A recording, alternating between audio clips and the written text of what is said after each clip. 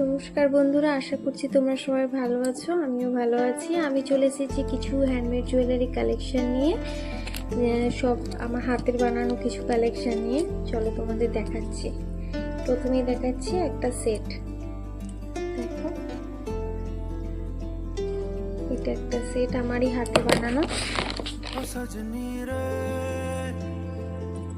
कैसे कटे दिन रात कैसे हो तुझसे बात तेरी याद সাথে ইয়ারিংস আছে। এটা ओ सजनी रे